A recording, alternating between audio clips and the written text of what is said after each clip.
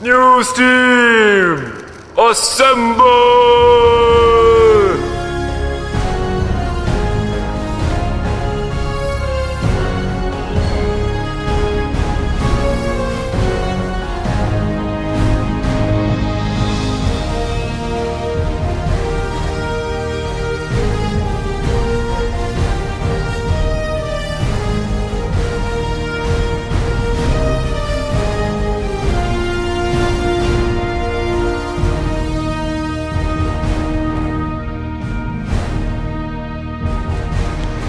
Welcome to Double V5 with your host, Brian Fantana.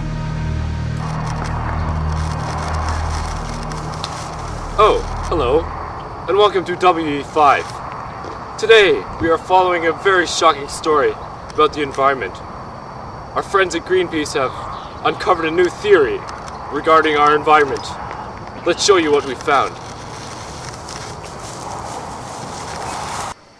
So why is it that you can't reveal your identity to the public? The government wants to hide these facts about global warming. So what I'm doing right now could cost me my job. I see. That's pretty intense. That's how bad the situation is. Is it? So, would you like to explain to us what's so pressing about this issue of global warming? Well, global warming is an increase in the Earth's average temperature. Yeah. So it has increased then. According to studies, it has indeed increased. In fact, the global average of air temperature near the Earth's surface rose anywhere from 0.78 to 0.18 degrees Celsius over the past century. Now, that wouldn't sound like a big number to me. Actually, I'm not even worried at the sound of those numbers. Tell me why I should be. Well, yes, you should be. This is quite the drastic increase in temperature.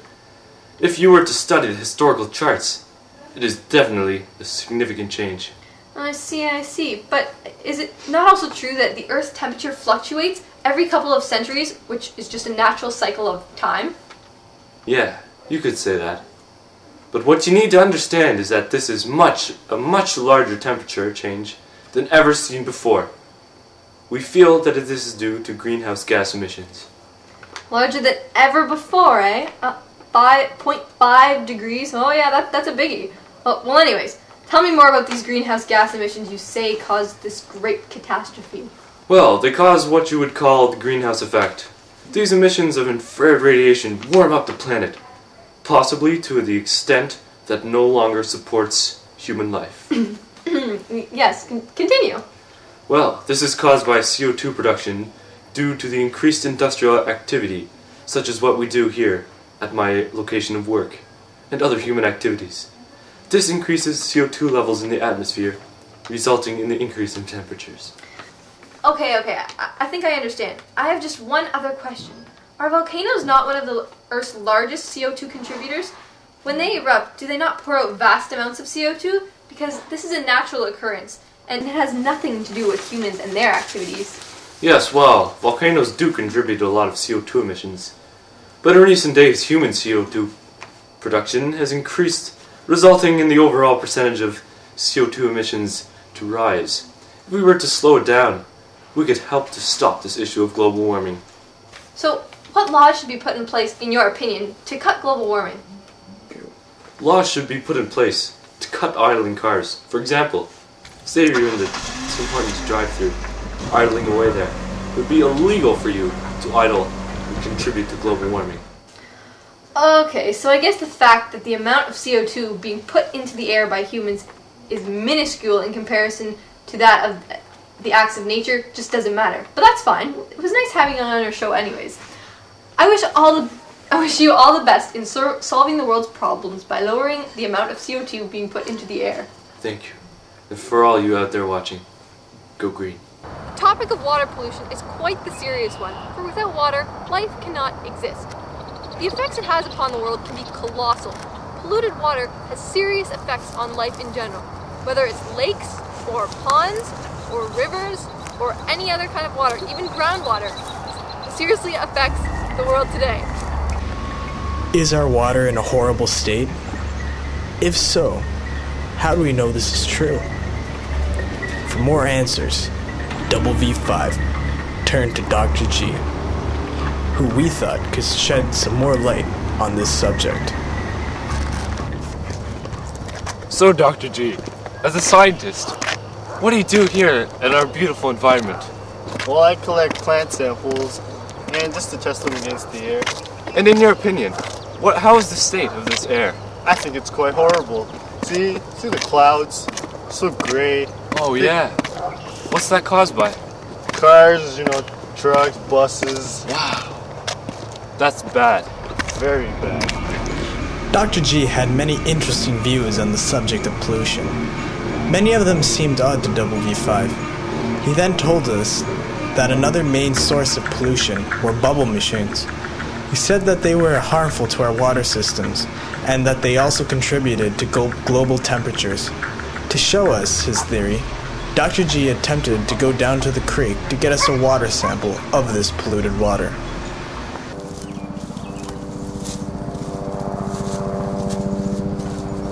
Ow! After failing to get us a water sample, Dr. G invited us to one of his lectures that he was doing on air pollution. We would catch up with him later, but for now, we turned our eyes to Helen White, a tree hugger. I'm here with an active environmental activist named, what's your name? Helen White. Hello, Helen. Please have a seat. No, I don't sit on trees. Oh, why is that, Helen? Because I love the trees, and I promote the trees. What are you doing? Get out of here! Don't you know animals are endangered? You told her, Goodness. Helen. That wasn't Hunter. People. Do you have a problem with these people, Helen? I do have a problem with these people. Almost as much as I have a problem with the people who come and cut down our trees. And what sorts of things do you, as a Greenpeace activist, do to stop this? Well, besides obviously recycling every day, How does that help? because you don't need to use as many trees to cut down on your papers that you've already used. Yes. And what else do you do? Well, we take our groups on spiking hunts. Oh, that sounds fun. Yes, it's interesting. So what does this spiking involve? Well, we drill spikes into the bases of trees where the loggers come to cut them down, and then What happens when they try to cut it down? when they try to, their chain just breaks. Ouch. Wouldn't want to be there when that happened. This theory of our trees is simply untrue. Federal and provincial governments own 90% of the forests in Canada, so how can they be all cut down? For now, we went back to Dr. G and his lecture.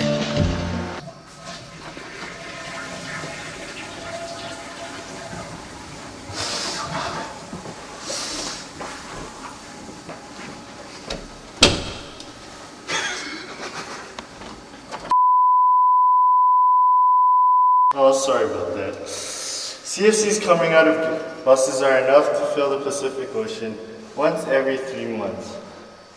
Cars kill trees, and the people and the money that you use to buy the cars also kill trees. I have recently discovered that if we eliminate gas emissions, the air we breathe would be cleaner. My latest theory has the potential to solve problems. If everybody waved a fan in the air each day, the resulting air currents would decrease the molecular stability of the emission chemicals, solving air pollution.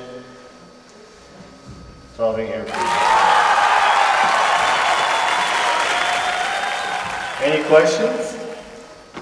Wouldn't it be better if the government introduced laws that would make industries compete to lower their emissions or make better technology products?